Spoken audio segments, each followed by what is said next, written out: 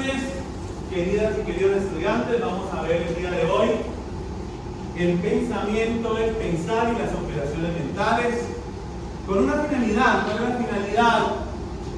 Realizar inferencias razonables. Como este es un curso donde estamos haciendo una introducción de lógica jurídica para entrar al tema de la hermenéutica jurídica, es decir, de la interpretación. Para poder interpretar necesitamos primero saber cómo el ser humano piensa, porque cuando inferimos, concluimos y argumentamos. Eso es lo que vamos a hacer en nuestra vida profesional. Entonces, en la clase de hoy hablaremos de el pensamiento como estructura mental, cómo piensa el hombre, cómo se crea un juicio, cómo concluye y cómo llega a esta etapa final que es la argumentación. Ustedes ven una materia que se llama argumentación jurídica. La idea de la lógica o del pensum académico es que el profesor los ubique hasta este estadio para que de aquí tengan el basamento suficiente para ver su materia de argumentación jurídica. La forma como a través del discurso vamos a convencer. Muchos de ustedes estarán pensando que estudiar derecho o estudiar el derecho es simplemente aprender la norma, el inciso, aprender el parágrafo, aprender el sistema jurídico. Si bien es cierto que eso es importante, no es lo más importante. Lo más importante en su estudio jurídico, en el estudio del derecho, es poder entender cómo vamos a convencer al juez. Ustedes adquieren las herramientas necesarias para poder convencer. Porque de nada vale que ustedes tengan un buen argumento si no logran convencer a la persona que van a convencer, que es el juez o la autoridad, el que va a tomar la decisión. Si yo tengo un buen argumento, pero no lo puedo expresar de una manera adecuada, pues entonces voy a tener una decisión o fallo desfavorable. Y entonces aquí, pero para poder argumentar de manera razonable, entendible y seducible, porque el abogado es un seductor, una persona que convence con el argumento, es necesario que yo sepa cómo voy a elaborar ese argumento. Y para elaborar el argumento necesito la lógica jurídica. Y para poder interpretar el argumento necesito la hermenéutica jurídica.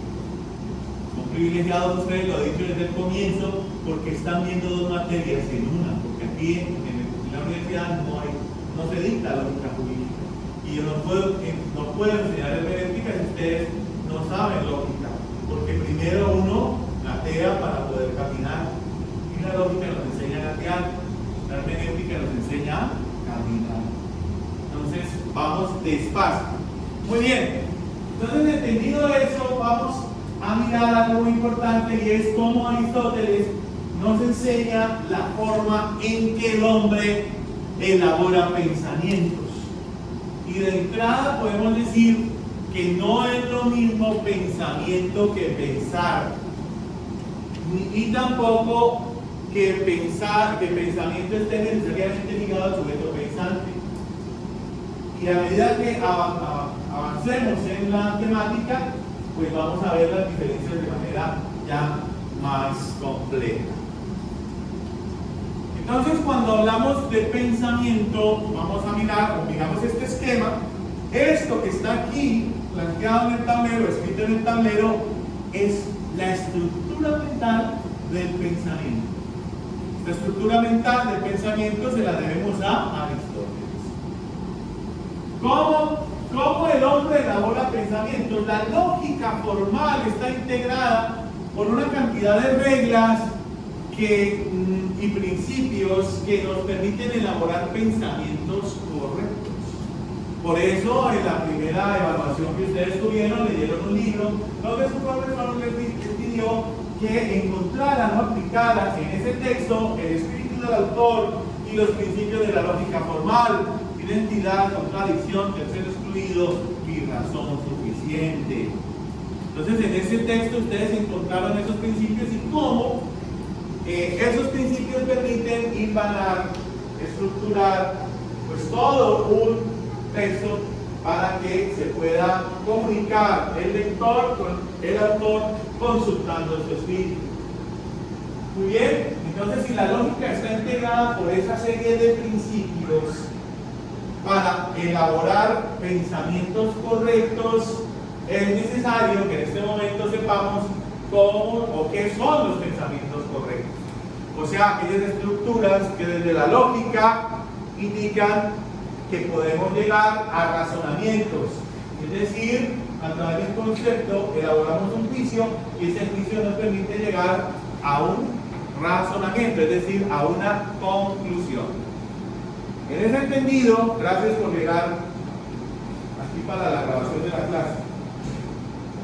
Entonces, bajo ese entendido, vamos a mirar dentro de esa estructura cómo piensa el hombre. Lo primero que vamos a hacer es que nuestra mente, lo primero que ocurre es un acto, luego una operación y luego una expresión. ¿Sí ven? Porque el ser humano es tan valioso, tan extraordinario, que yo estoy parado aquí frente a ustedes, estoy elevando, estoy transmitiendo una idea, ustedes la están asimilando tal y como yo se las estoy diciendo, y ustedes la están plasmando en un texto, y si yo leo ese texto puedo entender perfectamente lo que yo estoy diciendo, o cualquier otra persona va a entender lo que yo dije, sin necesidad de escucharlo a ustedes ni a mí, sino leyendo lo que está ahí. Es una cosa impresionantemente grande. Por eso el ser humano es la criatura más desarrollada de este planeta, y por eso es el señoreado de las demás especies, precisamente porque ninguna otra criatura puede hacer lo que el ser humano hace, manejar la comunicación de esa manera tan hábil, de esa manera tan inteligente. Porque el ser humano en 60.000 años desarrolló el cerebro de una manera majestuosa. ¿Cuánto le llevó a una gacela de Thompson poder desarrollar una velocidad casi que igual al guepardo para evitar ser comida por él en las sabanas del Serengeti en la África subsahariana? Pues cientos de miles de años de evolución. Mientras que el ser humano en un tiempo tan corto evolucionó de una manera tan impresionante que llegamos a dominar este planeta que prácticamente lo tenemos al borde de la destrucción. Algunos hablan de que la destrucción será dentro de unos 20 años. Estamos asistiendo a la sexta extinción.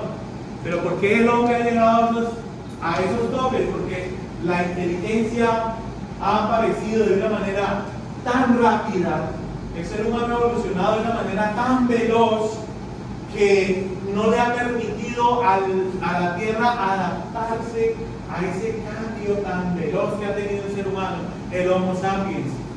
Imagínense ustedes cómo hace la Tierra para poderse liberar de la contaminación que el hombre genera a través de la combustión de los combustibles fósiles. La Tierra no alcanza, la capa de ozono no se recupera, porque el hombre todos los días está inventando nuevas tecnologías, está inventando nuevas formas de enriquecerse utilizando la inteligencia, mientras que los chimpancés, que son nuestros parientes más próximos, apenas están utilizando en este momento herramientas para extraer las termitas y podérselas comer como fuente de proteína.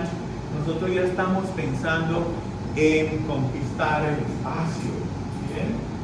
Entonces esa es la diferencia. Hay un libro que recomiendo de Harari, un autor judío que está de moda, que se llama De animales a dioses. Ese libro hay que leerlo, para que lo anoten y lo compren allá en la Librería Nacional. Muy bien, uno de los libros más leídos del mundo.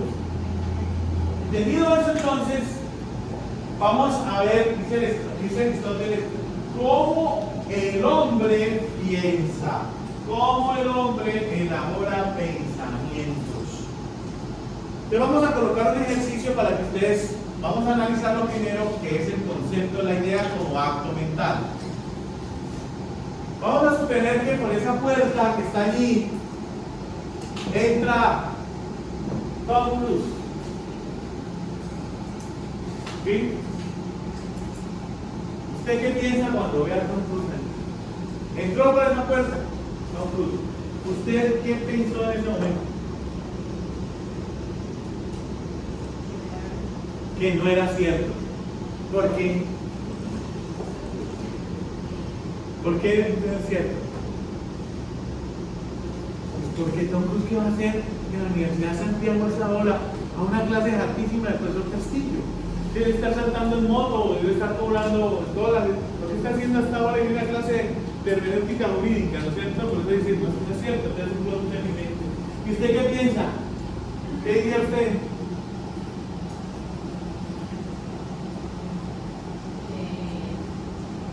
En ese momento, ¿qué pensó? Bueno, lo mismo. Mónica, ¿qué pensaría usted? Me asombro.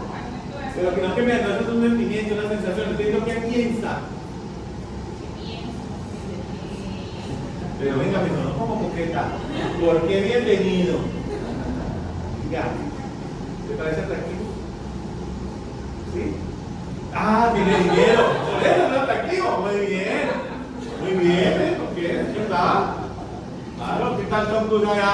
¡Ay, no es Tom Cruise! Pero él no tiene una bicicleta, una monareta. Venga, la lleva a la casa hasta que dice, ¡ay, no es mío! Mónica, ¿qué pensó?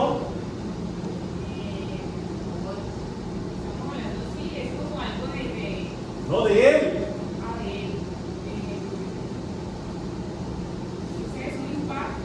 ¿Por qué le impacta a Tom Cruise? Porque es algo que normalmente vemos como... ¿Quién es Tom Cruise? Pero si usted se impacta es porque sabe quién es él, ¿no es cierto? ¿Y quién es él? Un famoso. Ah, un famoso actor de Hollywood. Muy bien. Hasta ahí. Miren lo que ocurre con el cerebro humano. Por eso los seres humanos, cada vida que se pierde es una tragedia para la humanidad. Porque los seres humanos somos únicos, somos irrepetibles, somos una maravilla de la creación. Cuando entra Tom Cruise por allí, lo primero que ocurre es un concepto, pero estaba faltando en alguna parte del ejercicio para hablar del concepto. ¿Qué pasa si por ahí no entra Tom Cruise, sino que entra un ente verde con un ojo, dos antenas y moviéndose sobre una masa que parecen pies y lo saluda? ¿Usted qué pensaría? Es un extraterrestre. ¿Y usted? Que no es un humano. Que no es un humano. ¿Y usted? Es diferente a todos. ¿Bien? Bueno. Pero miren, por qué les hablo de que el ser humano es tan maravilloso, esa obra de la creación tan maravillosa. ¿Por qué? Porque casi que de manera simultánea, pero no lo es, estamos elaborando juicios. Y lo primero que hace el hombre es tener una idea, un concepto. Lo primero que ocurre en el ser humano es darle crédito a lo que ve. Entonces dice, no es posible. ¿Y por qué no es posible? Es imposible. ¿Por qué? Pero resulta que esa persona sí está ahí. Y entonces lo primero que ustedes hace es determinar si realmente es o no es algo que está ahí. Entonces, lo primero que hace, que hicimos todos, lo que pasa es que eso no se percibe, pero está. Es determinar si esto, lo que está ahí existe o no. ¿Qué tiene de común Tom Cruise y el ente verde? Que los hace idénticos. No, ellos, no lo que hicieron, ellos, sus identidades, idénticos. ¿Qué tienen los dos que los hace idénticos? Que existen, son seres. Cuando los seres dicen, es un ser. ¿Qué es un ser? Un ser es una cosa que existe, tiene existencia. ¿Y tiene existencia en dónde? ¿En dónde existe? En nuestra mente. pensamiento, operación mental en nuestra mente. Entonces nuestra mente está leyendo que efectivamente hay un ser allí. ¡Uy! Entró otro ser. ¿Por qué? Porque existe. Miren cómo en el mundo de la filosofía existe digamos que una controversia, no una contradicción, sino una controversia en la forma como ocurre esto. Tomás de Aquino, o Santo Tomás, escribió la Suma Teológica. La Suma Teológica, un tratado de 20 libros, donde trata de explicar a Dios desde un punto de vista filosófico aristotélico. Es explicar desde el pragmatismo aristotélico la existencia divina, la existencia de Dios. Una anécdota del doctor Angélico, así se le llamaba, era una persona muy joven, pero era un genio. ¿Sí? Nunca quiso ser papa, el de la familia le dijo, no, tienes que irte a una orden donde puedas llegar a ser papa. Le dice, no quiero dedicarme a estudiar. Y yo necesito una orden donde no tenga muchas tareas. Necesito que me dejen estudiar. Y para eso son los conventos. Llamaba tanto a la academia que se fue de monje para poder estudiar Aristóteles. Hace mucho amor por el conocimiento. Y además que era un genio. Entonces, el doctor Angélico o Santo Tomás o Tomaso de Aquino, él lo que hace es explicar a Dios. Pero él tenía una tesis, les decía la anécdota de él. Él es invitado al Concilio de Trento por el Papa porque lo necesitaba ya y él no quería ir. Ya había escrito la Suma Teológica y entonces esa noche le oró a Dios en la capilla frente a una cruz. Lo narra el propio Tomás, que al igual que Saulo de Tarso escuchó el trueno y la voz, el trueno que lo ensegueció, lo impactó y lo tumbó del caballo, y escuchó la voz: ¿por qué me persigues? Qué difícil es dar cosas encima del aire. Entonces estuvo ciego 8 días y fue el apóstol de los gentiles, Pablo. Eso le pasó a Tomás. Tomás tuvo una visión y dijo Tomás que el Señor le había hablado y le dijo: ¿por qué tratas de explicar lo que no tiene explicación? Y entonces él dijo: perdí mi vida en esto. Y le dijo a Dios: llévame porque no quiero seguir con esto. Y el Señor lo oyó. Y de camino a 30 al concilio no llegó vivo. Ese mismo personaje decía que los objetos existen por fuera de la mente del hombre y que el hombre adapta su mente al objeto. O sea que yo llego aquí, encuentro esto y digo yo: ¡ay, qué es eso! ¡Ah, es un marcador! Y lo puedo palpar, es un marcador. O sea, adapto mi mente al objeto, porque el objeto existe por fuera de mi mente. ¿Correcto? Pero viene un filósofo muy importante que plantea un entinema, o sea, un silogismo incompleto, que dice, que se llamó René Descartes, dice: pienso, luego existo. Y Emmanuel Kant retoma eso y dice: mire, no es cierto que el hombre se adapte su mente al objeto, sino que lo ocurre al revés, los objetos se adaptan a la mente. Este marcador existe porque yo tengo la posibilidad de pensar.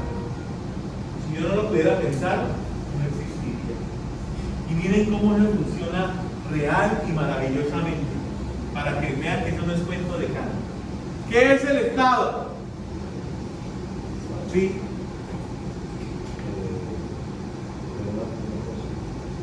¿Qué es el Estado? Bueno, usted dice: el Estado, el gobierno, territorio, nación. Entonces le pregunto: muy bien, destacado estudiante, ¿y ese Estado usted lo puede oler? ¿Lo puede palpar? ¿Lo puede abrazar? ¿Puede hacerse una idea de él? ¿Funciona o no funciona? Usted se puede hacer una idea del Estado, pero usted no lo está viendo. O sea que el Estado existe, ¿por qué? Porque usted tiene la posibilidad de pensarlo. Eso es lo que se llaman realidades imaginadas. El ser humano es tan espectacularmente valioso que creamos realidades y regimos juntos con ellas. ¿Bien?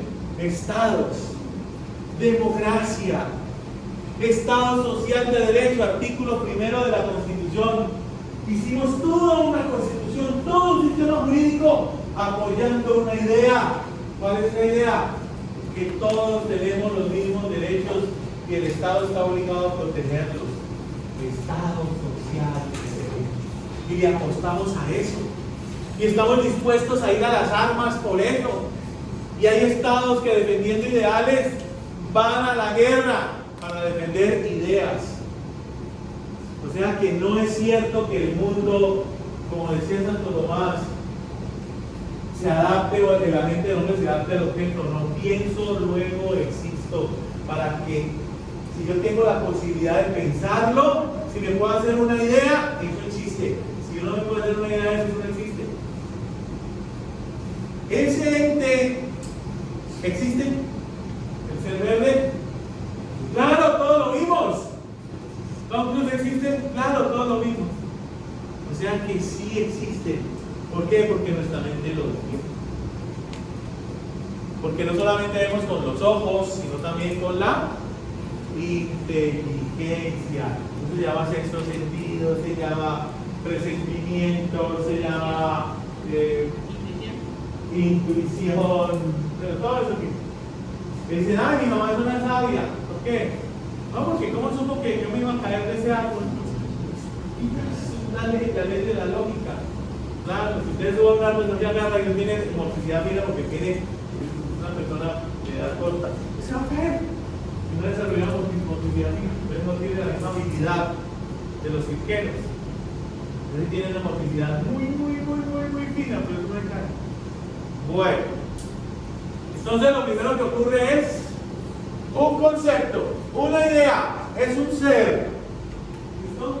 ¿Por qué es un ser? Porque existe, tiene existencia. ¿Y por qué existe? Porque lo podemos pensar.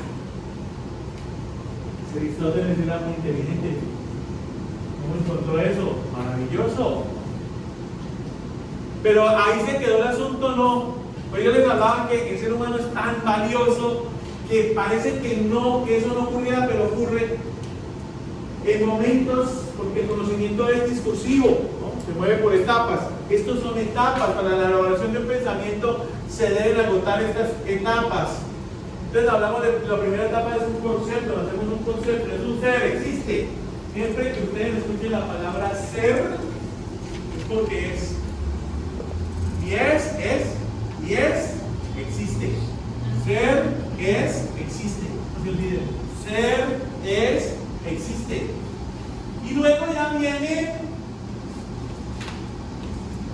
hacemos, pero ¿cómo ocurre eso? ¿Cómo llegamos a un concepto? O de una idea a través de una operación mental que se llama abstracción. ¿Y qué es la abstracción? ¿Qué es abstraer? ¿Qué es abstraer, Benito? Abstraer es tomar esas ideas en sentido general. Ser ideas recoger. Abstraer es extraer, sacar, limpiar. Eso que ustedes están pensando, eso es abstraer. Hacer una abstracción mental significa que para la elaboración de un concepto yo tengo que tener definido cuáles son los elementos de la esencia de esa idea o ese concepto. ¿Cuál es el elemento esencial del ser? La existencia. Existe. Ese es el elemento esencial. Porque si no existiera, ¿sería un ser? No, no existiría después del ser. Entonces miren cómo hice una abstracción. Que, uy, es un ser. Lo que pasa es que eso ocurre muy en menos de milésimas de segundo. O sea, casi a la velocidad de la luz, pero ocurre. Existe, porque yo no estoy viendo a Tom Cruise, él no está, no existe. Pero si entra, uy, existe. ¿Bien? Y luego viene esa abstracción, despojamos al objeto de sus elementos accesorios y nos fijamos en sus elementos esenciales, la existencia. Y entonces, ¿cuáles son los elementos accesorios? Es un extraterrestre, es un tipo atractivo económicamente, es un actor de Hollywood, es imposible que esté acá. ¿Por qué? Porque va a venir acá una cosa de la viaje con tú. Nosotros Shakira, nosotros que él le encanta saltar en moto y no tiene extras y es adicto a la adrenalina, practica la cienciología y está loco.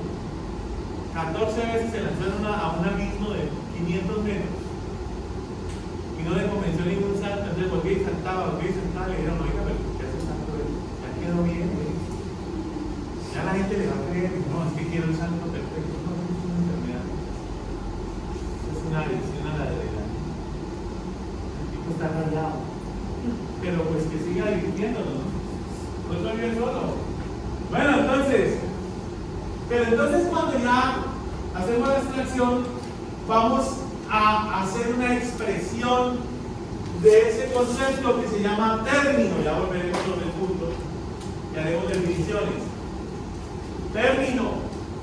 ¿Cuál es la diferencia entre el concepto y el término? Que el término es la expresión fonética del concepto que hemos obtenido a través de una operación mental que se llama abstracción. Mientras que el concepto es una idea, el término es la expresión fonética de la idea. Esta es una idea, está aquí, y esto es una expresión que está acá en los órganos de la fonación. Entonces miren qué importante. De esto del término y de la idea se encarga la semántica. ¿Han escuchado hablar de la semántica? La semántica es esa parte de la ciencia que estudia la comunicación humana y tiene varias especialidades, la lingüística, dentro de ella la lingüística y la gramática. La gramática, la utilización de reglas para elaborar códigos escriturarios que podemos descifrar a través de la lectura. ¡Qué maravilla! ¿Sí ven? Los signos de puntuación, los signos de las reglas ortográficas, la conjugación de los verbos, el pasado, el presente, el futuro, el participio, el pasado perfecto, pluscuamperfecto, pretérito, pospretérito. Todo eso estudia la gramática que aprendimos en primaria, como algo tan esencial, tan básico, pero que ahora, visto desde esta óptica, nos parece como tan complejo. Como uno de niño no podía protestar lo que decía la profesora de español que acabó. La gramática nos enseña todo eso. La lingüística nos enseña la forma de pronunciar esa gramática. Entonces miren, hable bien, haga el acento en las palabras como es, llévelo al escrito, aplique las reglas de la gramática y tenemos un texto que podemos editar y sobre el cual podemos hacer una clase. ¡Qué maravilla es ser humano! ¿No es lo maravilloso? Eso es increíble, es un milagro de la evolución. Entonces la lingüística nos permite allí entender las palabras. No hay palabra mal dicha sino mal entendida. Ah, pero es que usted está diciendo lo mismo. Sí, pero es que usted lo está hablando de manera irónica. Usted lo está hablando de manera metafórica. Usted lo está hablando de manera sarcástica. ¿Por qué lo dice si usted dijo lo mismo que Diego? Sí, pero es el tonito que usó. ¿Sí ven? Todo es ese lenguaje que podemos, porque es que el lenguaje no solamente es fonético, sino gestual. Entonces, si usted le pregunta, si usted está allá y le dice, y le muestra, está en Shanghai, y le muestra a un chino, y usted le dice, ¿qué le va a entender el chino? Oh, sí, ahí atrás. ¡Baño! Entonces, ese lenguaje gestual es universal, los mismos gestos, porque todos tenemos las mismas necesidades, porque somos ¿qué? Seres humanos. El chino, así con su fisonomía ya diferente, el japonés, el coreano, el alemán, el inglés, todos somos seres humanos. Tenemos las mismas necesidades, tenemos las mismas pasiones, los mismos defectos. Lo que cambia es el color de la piel, la cultura, pero la esencialidad humana es la misma. Del indígena, del español, del anglo, de todos, es lo mismo, somos seres humanos, pertenecemos a una misma especie. Entonces, el término es la fonación, la expresión, lo que estoy haciendo en este momento. Esta idea que estoy transmitiendo de darles una clase sobre el pensamiento, se las estoy transmitiendo a través de la lingüística, a través de la lengua, a través del idioma. Pero también podría dárselas en misak, o podría dárselas en italiano, pero no me van a entender. Podría dárselas algo en inglés, pero tampoco me van a entender muchos. ¿Ven? Entonces, esa es una muy buena posibilidad de darse a conocer. No olvidemos la abstracción, separar lo accesorio de lo principal. Un ejemplo jurídico, artículo 1973, contrato de arrendamiento, Código Civil. ¿Cuál es el aspecto esencial del arrendamiento? ¿Qué es un arrendamiento? ¿Qué es lo esencial del arrendamiento? No. Es un contrato. 1494, 1495. Define qué es contrato el Código Civil. 1849. Define qué es el contrato de compraventa. 1973. Define qué es el contrato de arrendamiento. Pero ¿qué tiene el contrato de arrendamiento? ¿Qué tiene la permuta? ¿Qué tienen los contratos innominados en común? Que son contratos. Y dice el Código Civil ¿qué es un contrato? ¿Qué es un contrato? Pero generado, para que exista un contrato, ¿qué tiene que haber? 4 elementos: capacidad, consentimiento, objeto y causa lícita. Si existen esos 4 elementos, existirá contrato. ¿Correcto?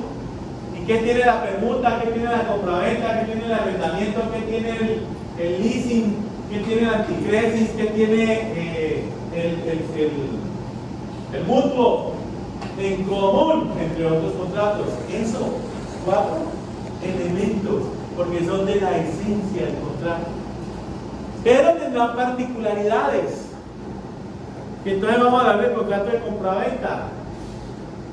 Tenemos ¿qué es lo que caracteriza, además de esos 4 elementos, a la compraventa y la diferencia de todos los demás contratos? Yo tengo mi monte de la venta a usted. Y usted me dice, le compro su moto, ¿cuánto vale? Por ejemplo, 10 millones. Entonces yo le entrego la moto, ¿usted qué tiene que hacer conmigo? No, yo le entrego la moto y usted me la está comprando. ¿Qué digo que usted me quede conmigo? ¿Qué tiene que hacer? Pagar los 10 millones, es tan difícil. Pagar los 10 millones, eso se llama compraventa. O sea que lo que hace a la compraventa es el pago de un precio en dinero. Esa es una compraventa. Porque si usted no paga en dinero es otra cosa. Si usted paga en especie, ¿cómo se llama ese contrato? Cambiar una especie por otra, ¿cómo se llama el contrato? ¿Trueque o permuta? Usted es comerciante, ¿no? Permuta. Permuta. Que lo aprendimos de nuestros indígenas. Ellos hacían entregue porque no manera. Entonces, la permuta. Pero miren ustedes cómo se pondría el caso, para que sepamos qué es una abstracción, la esencialidad. Vamos al mismo negocio. Usted me dice, profe, le compro la moto, listo, entonces, ¿cuánto vale? 10 millones. Y usted me dice, tengo 6 millones y tengo este portátil que vale 4. Yo le digo, listo. ¿Es una compraventa o es una permuta?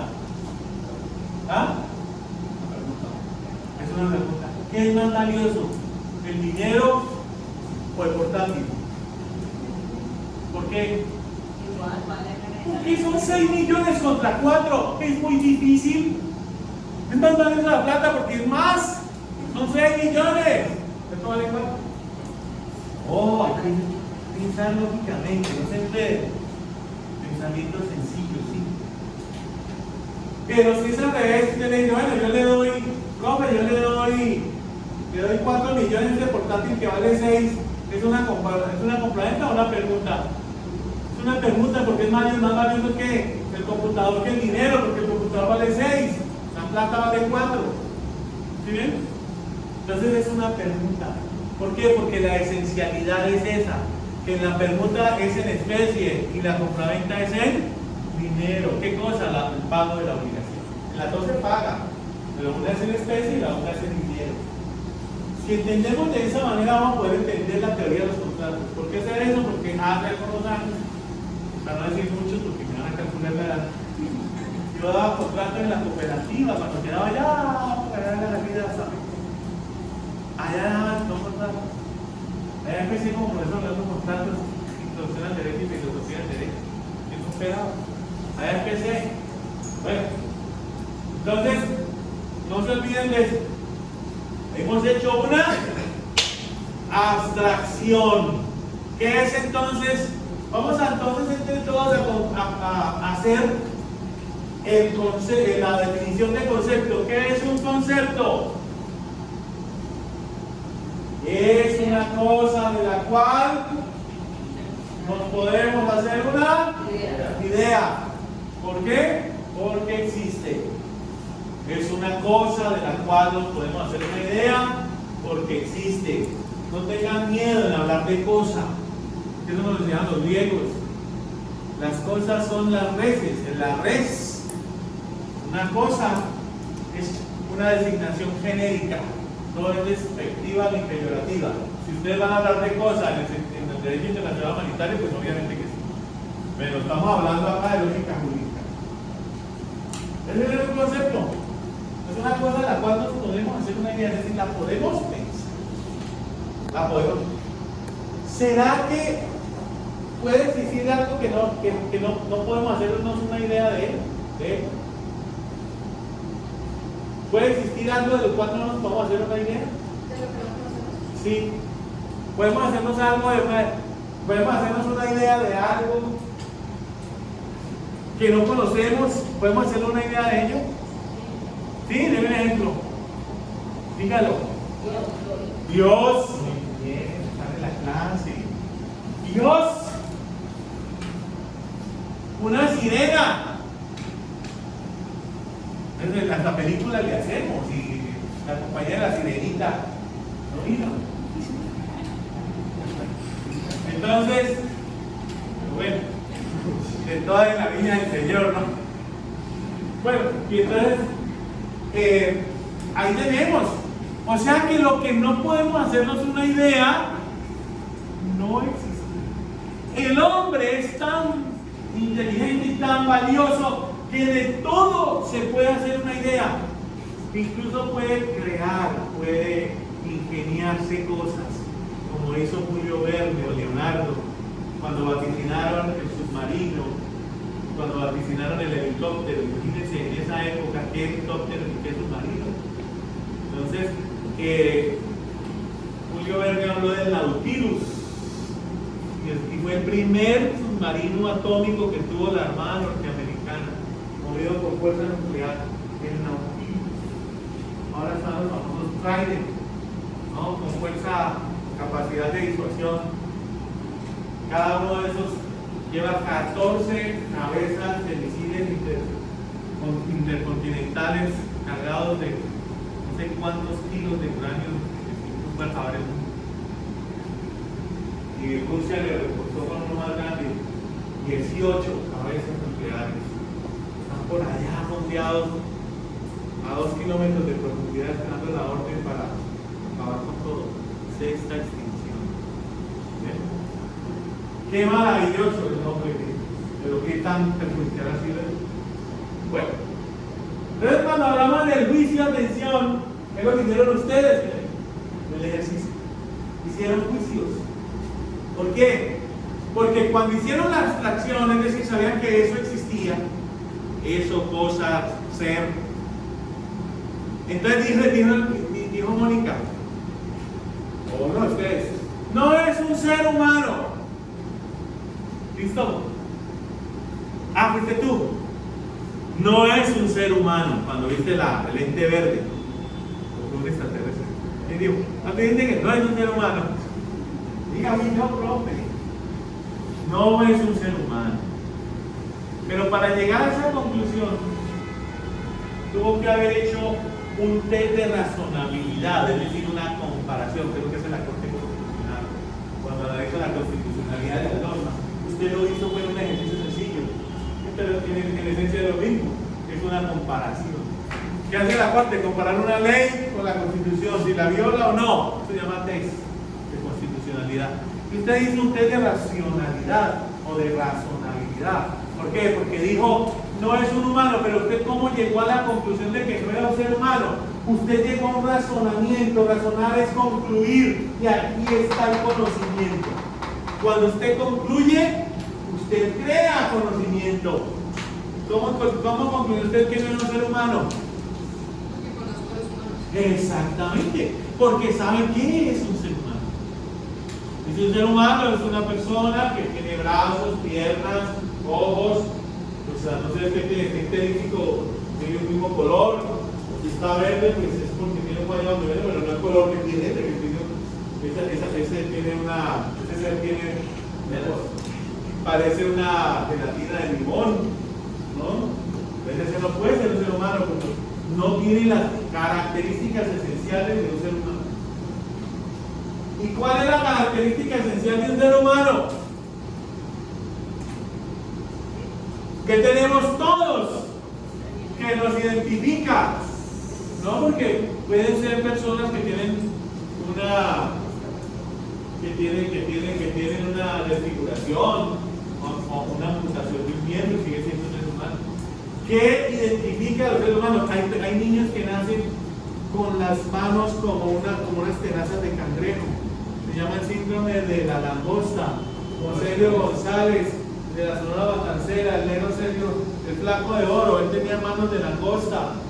Tenía todos los dedos, eran uno solo y él como corría el micrófono y también es Sergio González, tenía el problema. ¿Bien? Pero era un ser humano, claro. ¿Te parece a los demás? No.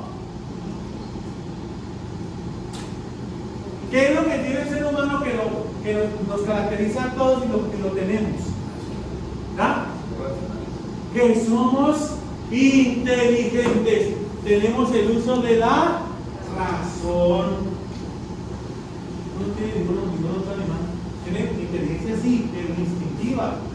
Nosotros tenemos inteligencia racional. O sea que utilizamos la inteligencia para relacionarnos. ¿Ah, no creen?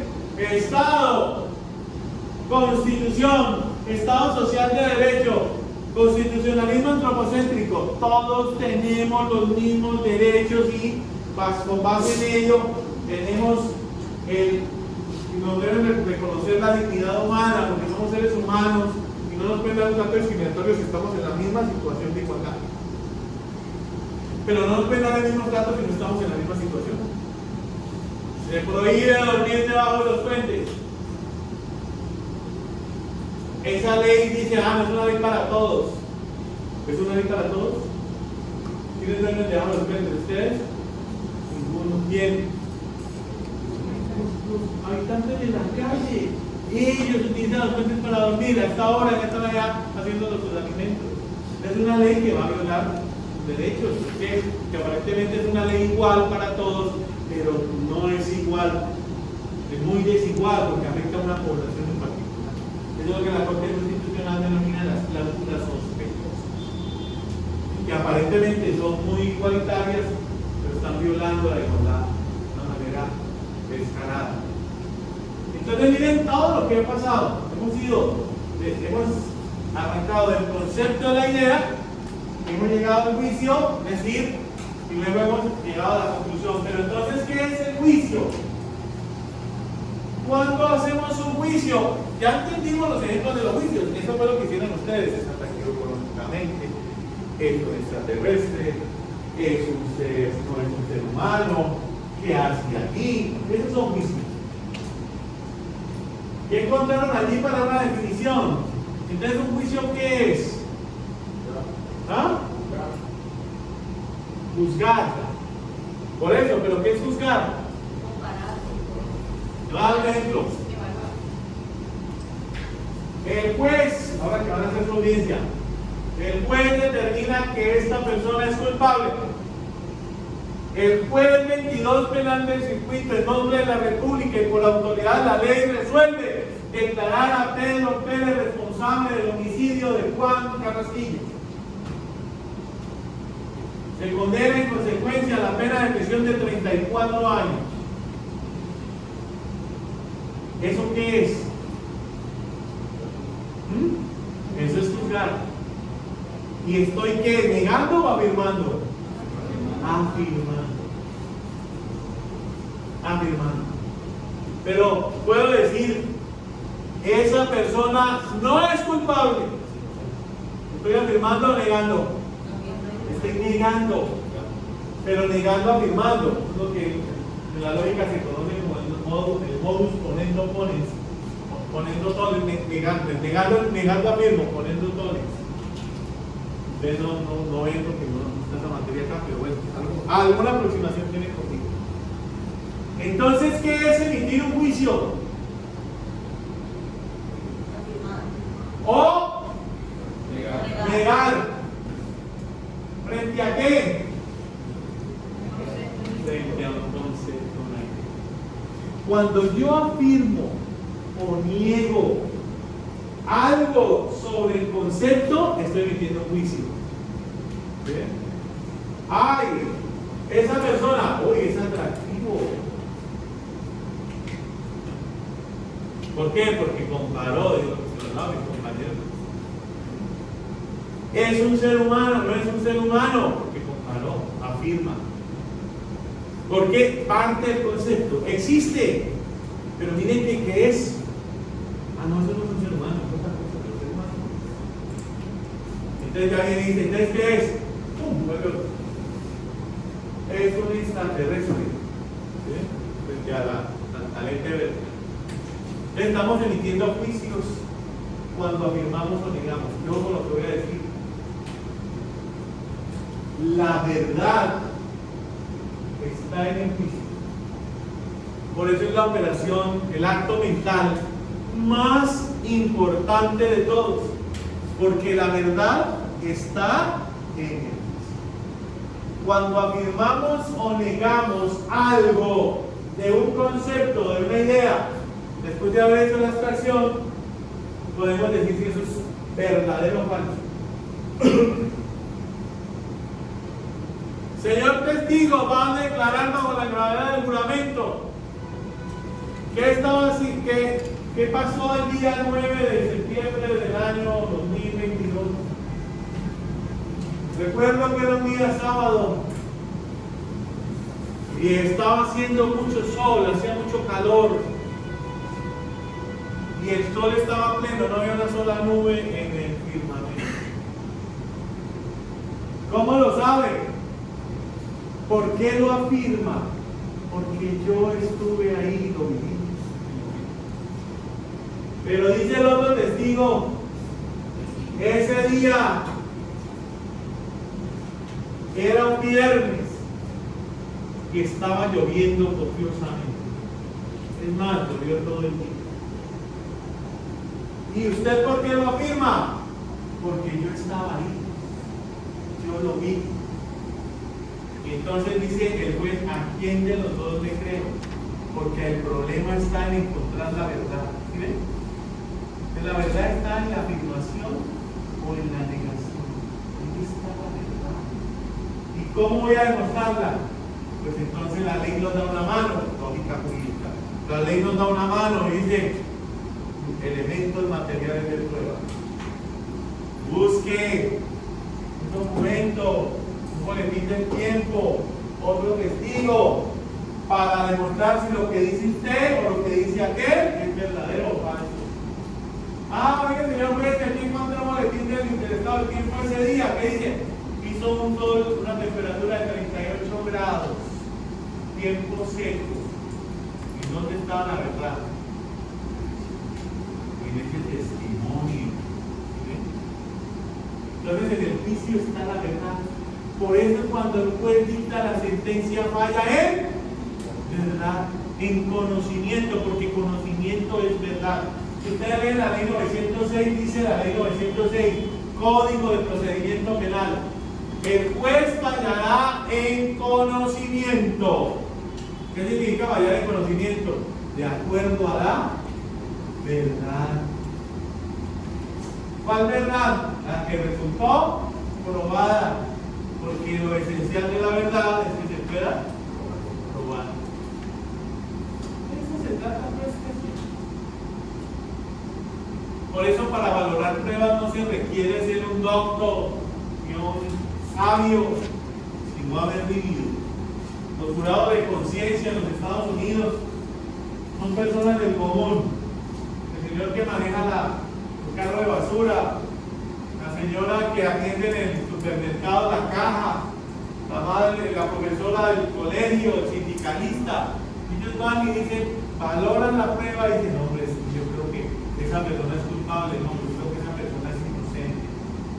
Y emiten su veredicto. ¿Por qué? Porque la verdad está ahí. Para encontrar la verdad hay que valorar la prueba. Para valorar la prueba, ¿cómo se valora una prueba? Con las reglas de la experiencia. Entonces colocaba un ejemplo acá. Dos testigos. Volveré sobre el tema de la verdad que es importante. Dos testigos. Usted, señor, conoce al señor que usted sabe qué pasó tal día, el día 12 de octubre del año 2022.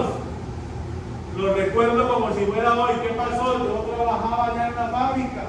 Venía y vi cuando ese señor que está sentado allá mató a un muchacho. Yo paré porque esa escena me impactó. ¿Qué es usted del señor que está ahí? Nada, no conozco.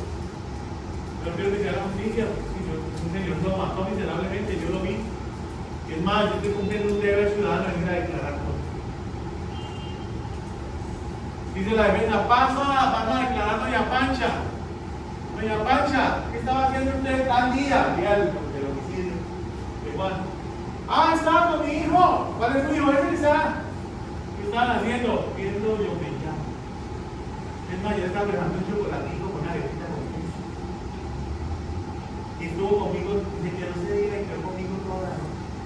Porque yo tenía tos y se quedó conmigo. Usted es el juez, ¿al cual de los dos le creemos?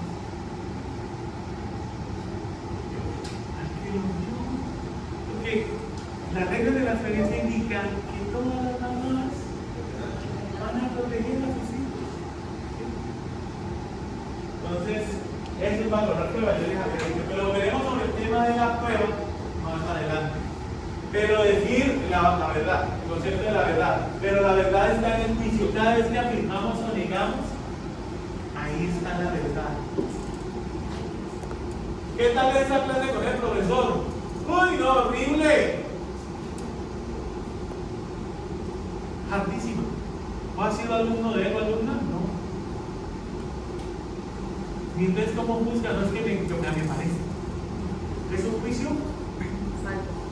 ¿Es un juicio? Falso. ¿Es un juicio? Sí. No estoy preguntando si está solo. ¿Es un juicio? Claro, porque la lógica es un lenguaje universal. No nos interesa si es verdadero o falso, nos interesa que es un juicio. ¿Por qué? Porque está afirmando algo de una idea. ¿Sí? Ahora, que sea verdadero o falso es otra cosa.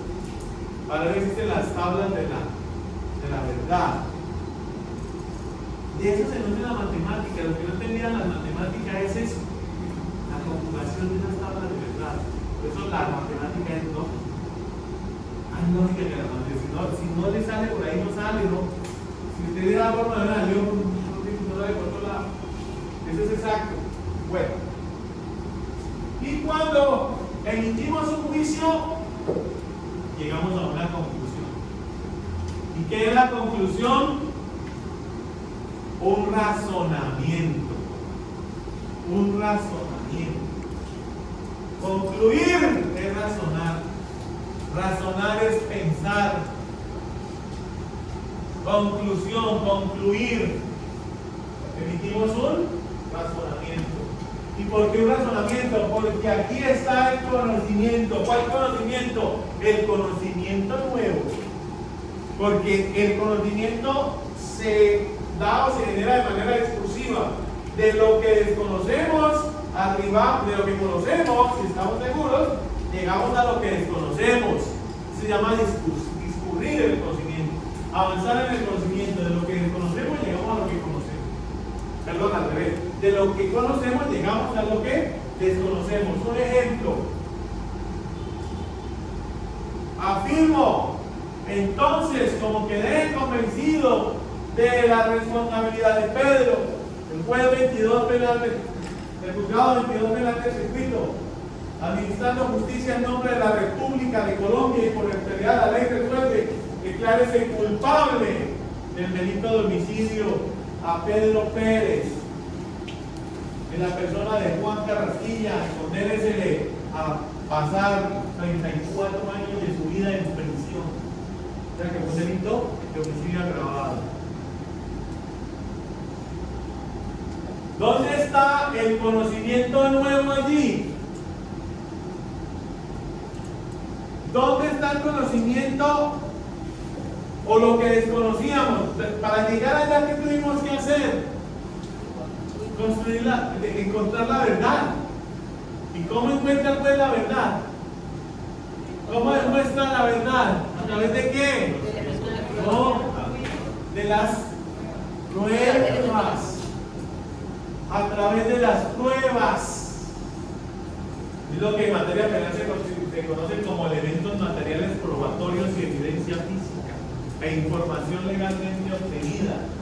A través de las pruebas o de los elementos de prueba o de los medios de prueba o elementos materiales probatorios, yo supe que esa persona, las huellas del arma, las huellas de la mano derecha del homicida estaban en el pavonado del revólver. Que la cédula del homicida fue encontrada en el teatro de los acontecimientos, al lado del cadáver. En este acto hemático se encontró la huella del calzado que perteneció a Pedro. Existe una cámara que vio momentos antes cómo Pedro se alistaba a sacar su revólver. Existe la prueba de que ese revólver pertenecía a Pedro. Existen testigos que vieron cuando Pedro amenazó a Juan por un crimen pasional o por una situación pasional. Todos vieron que Pedro no tiene forma de probar una coartada. La única testigo es la mamá. Y entonces todo eso que sabemos nos permite concluir o llegar a un conocimiento del que no sabíamos. ¿Quién era el asesino de Juan? Eso no lo sabíamos. ¿Sí? Pero como partimos de lo que sabemos, llegamos a aprender el conocimiento desconocido. Y ese conocimiento es el nuevo conocimiento. Se llama razonamiento. O sea que la sentencia de un razonamiento es una conclusión. Y se construye a través de un silogismo que iremos viendo más adelante en otras clases. ¿Cómo se construye un silogismo? Porque una sentencia es un silogismo. Premisa mayor, premisa menor, conclusión, proposición, proposiciones y una conclusión. Ya lo veremos, ya hablaremos de las clases de silogismo. ¿Listo? Bueno, entonces estamos aquí nuevamente. Asentimiento, proposición, diferente argumentación, lo veremos. Pero vamos a ver ahora, retrocediendo acá al concepto de la idea. vamos a hablar de las características de la idea o del concepto. Y vamos a establecer la diferencia, vamos a determinar si si concepto es lo mismo que imagen. Vamos a construir entre nosotros esa diferencia. Estos minutos de primera característica del concepto de la idea es la comprensión. Comprender significa tener. Tener es comprender. No es comprensión de entender. Es otra cosa. Esa es otra acepción de la. Cuando hablamos de contener es tener, estar ahí. Hablamos de comprensión. Y una segunda característica es la extensión. Por comprensión entendemos entonces las características esenciales que se pregonan de un individuo. Repito, ¿qué es comprensión? Características esenciales que se pregonan de un individuo. Entonces diremos, ¿cuáles son las características esenciales del ser humano? El ser humano, entonces,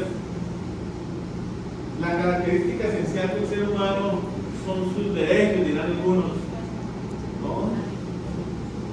Es la persona humana, ser tratada con dignidad, con respeto, valor constitucional, derecho fundamental, pero también principio constitucional, la dignidad humana, el principio de los principios. Y entonces, si alguien, vamos a suponer, si apareciera una tribu desconocida indígena, aborigen, que no ha tenido nunca contacto con la civilización, que no tenemos noticias de ella, como fueron los Nucar Macú en las selvas del Baupés, que aparecieron allá, salieron de la selva porque hubo una hambruna y salían a pedir comida a los colonos. Si eso ocurriera en este momento, tiene la pregunta: ¿ellos son seres humanos o no? ¿Por qué?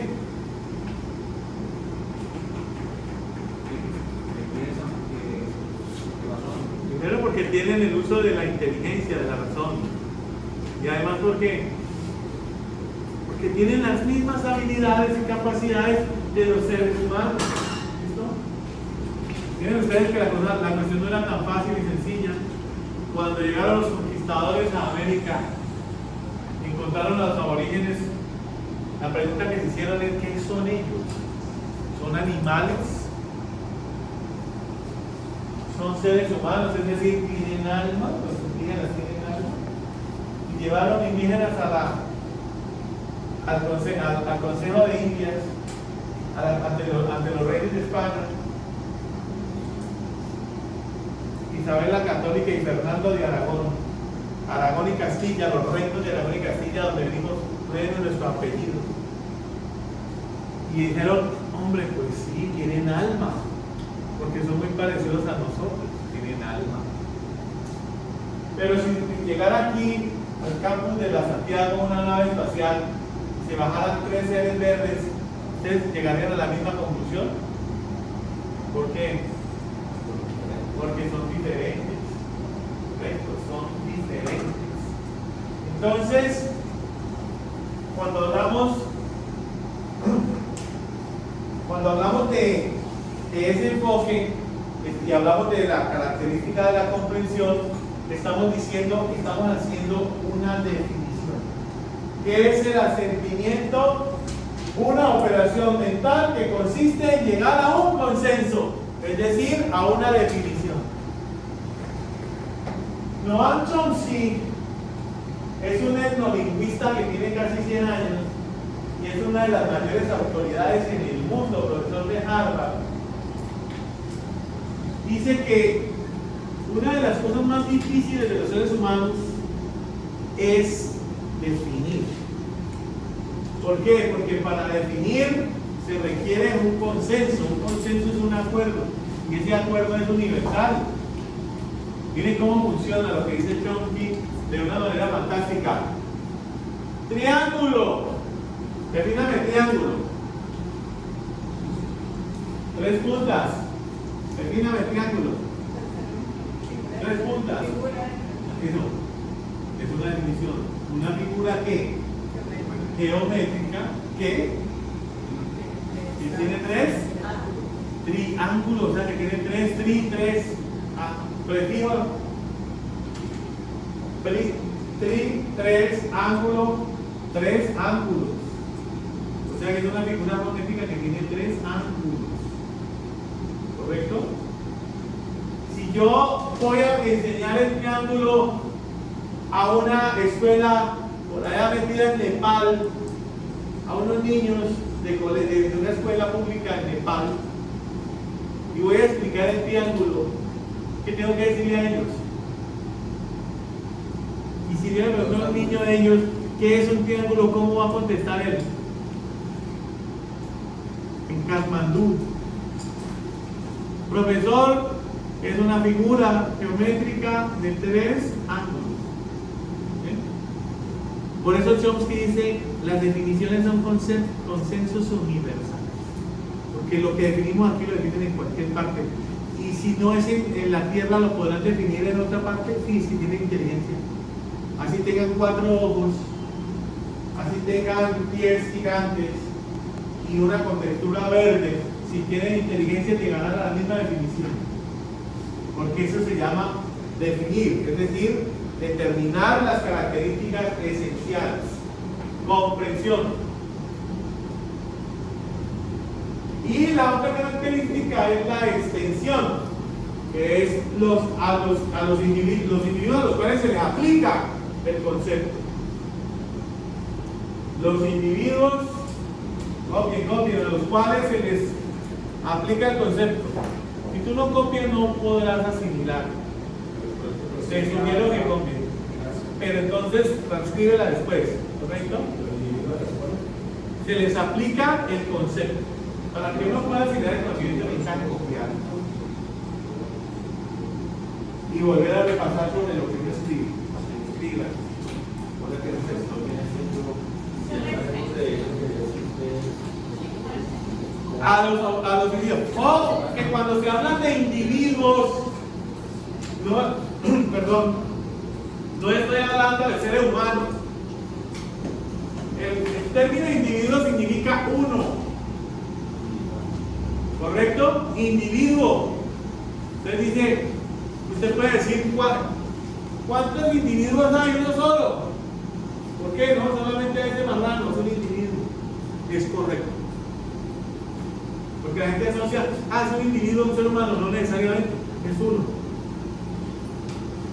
Entonces, es a los individuos a los que se les aplica el concepto. ¿Listo? ¿Y qué es el concepto? Por la comprensión, sus características esenciales. Vamos a definir por sus características, a través de una abstracción, esenciales. ¿Entendieron? ¿Copiaron? Viene el ejercicio entonces. ¿Quién lo quiere hacer? ¿Quién levanta la mano? A la 1. ¿Quién levanta la mano a las 2?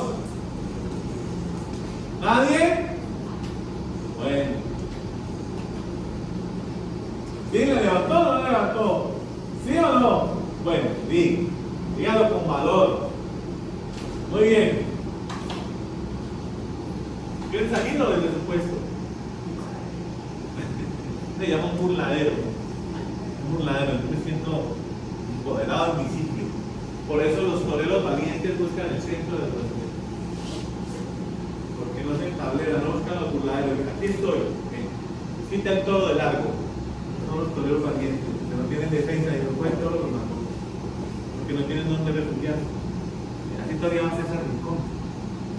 Bueno. Y José Tomás, por eso tiene más de 25 jornadas. Reloj. Concepto reloj. Todos. Concepto reloj. Entonces, ¿cuáles son los elementos de la esencia de un reloj? Hágame una definición. ¿Qué es un reloj desde la esencialidad? Características que lo hacen único y esencial. Mide el tiempo, listo. Muy bien. Hay que agregarle algo más. No, respuesta fabulosa. ¿Qué es un reloj? Para un pedacito, un instrumento, o sea, que es creado. Cada vez que ustedes escuchen la palabra instrumento, es que el hombre lo hizo. Es un instrumento. Ah, el hombre lo creó. Ah, es que el perro lo instrumentalizó el hombre para atacar. El hombre lo creó. Pitbull. No, el pastor alemán que lo enseñaron para atacar. Bueno, instrumento. Es un instrumento, o sea, de creación humana, que mide el tiempo. ¿Listo? Ahora usted va a aplicar ese concepto de manera extensiva. Entonces, ¿a qué individuo se aplica ese concepto que usted acaba de encontrar?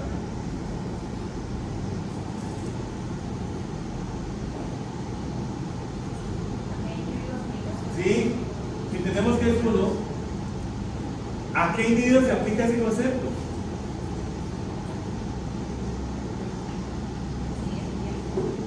¿A usted? ¿A qué individuo se aplica? ¿Usted? ¿Pero a qué individuo? Ya dijimos que individuo no es ser humano, es uno, una unidad. ¿A quiénes se aplica este concepto? A todos los individuos. ¿Cuáles son esos individuos? Dijimos que no. ¿A quién? No han podido separar individuo de persona. Quítense el chip. Individuo es uno, una unidad, no una persona necesariamente, una unidad. ¿A quiénes se aplica el concepto? ¿A qué individuos? Vuelve y juega la única con la persona. Al reloj. ¿A cuál reloj, Silvia? ¿Cuáles son esos? ¿Qué relojes conoce usted? Ah, ya apareció. ¿Cuál pared? Reloj de péndulo, reloj de cuerda, reloj de cuarzo, reloj automático, reloj digital, reloj inteligente, reloj de arena, reloj de sol. Todos esos hacen lo mismo. ¿Qué cosa? Medir el tiempo. Por eso individuo no es necesariamente la persona, puede serla, pero no. Individuo es la unidad, que es contrario al individuo, el universo. Es todo. Cada vez que ustedes escuchen universo, totalidad. Unidad, individuo, universo. ¿Listo? ¿Entendieron? ¿Seguro? Concepto. Diego, ayúdenme. Delito. ¿Delito? Sí. Me toca sacarnos a la brava porque los estudiantes de nocturno sufren de pánico escénico. Si fueran de diurno estarían los niñitos diciendo yo profe. A ver. Delito de sanción. Bueno, entonces dicen, mire, un elemento de la esencia del delito es la sanción. ¿Correcto? ¿Qué es un delito? Ya lo dije. Es una conducta típica y jurídica y Culposa. Culpable. La culpabilidad, no, usted no tiene por qué saber, pero la culpa en tercero semestre. La culpabilidad es una estructura dogmática del delito. La culpabilidad es una modalidad de la conducta. No se olvide hoy también. Se puede cometer el delito de tres maneras: por dolo, por culpa o por intención. Cuando se actúa culposamente es que se actúa sin la intención, pero se ocasiona. Y doloso también es una modalidad. Se identificó una modalidad, no una estructura. La culpabilidad es una estructura dogmática del concepto de delito. Eso que significa que para que exista delito, la conducta tiene que ser típica, antijurídica y culpable. ¿Quién lo dice? El Código Penal. ¿Correcto? El Código Penal, artículo 9. Conducta punible, delito, conducta típica, antijurídica y culpable.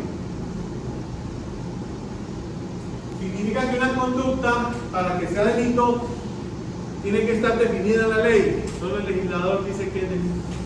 2, esa conducta no tiene que estar justificada, porque si está justificada no es delito. ¿Por qué? Porque la ley lo permite, la conducta no es antijurídica. Un ejemplo, yo puedo matar a otra persona. ¿Eso es un homicidio? Sí. ¿Es un delito? No. ¿Por qué? Porque actué bajo legítima defensa. Era él. ¿Eso lo permite el derecho? Sí. ¿Es antijurídico? No, porque si el derecho lo permite, antijurídico es contrario al derecho. ¿Cómo puede ser contrario a algo que el derecho permite? Culpable, juicio de reproche. Que sería usted porque actúa de esa manera, pudiendo actuar de manera contraria, respetando el derecho. Yo no es que yo actúe así porque es que secuestraron mi familia, tienen un revólver en la cabeza a mi hijo. Entonces me decían, o abre la bóveda o mire lo que va a pasar, aquí le paso el celular. Yo le entrego hasta las llaves del carro, pero no le va a hacer nada a mi familia. ¿Usted le puede reprochar eso a él? ¿Usted le podría reprochar eso? No, ¿por qué? ¿Usted haría lo mismo? ¿O no? Usted deja que maten a su hijo y que se quede la suerte. No, y qué pena, pero primero los cuentavientes. Primero el patrimonio de los clientes del banco. No piensa nadie.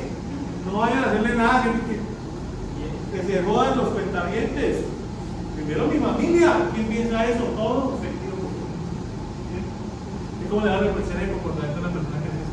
O una persona que actúa en un error invencible, bajo una grave coacción ajena, bajo un trastorno mental. Las personas no tienen esa, no se le puede represión. Entonces, para que ocurra un delito, tiene que cumplir esos 4 elementos: conducta tipificada, tipicidad, ¿qué lo dice?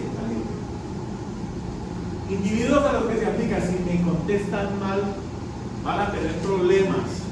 No, mentiras, no me van a contestar mal para irnos en paz, a descansar, a ver, yo me llamo, que todavía alcanzamos un pedacito.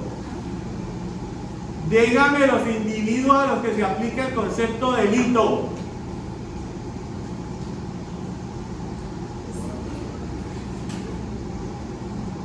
A ver, ¿quién está haciendo un examen en este momento? Tiene una hoja, contésteme una pregunta, ¿verdad? No entendieron nada. Es el cansancio acumulado de todo el día.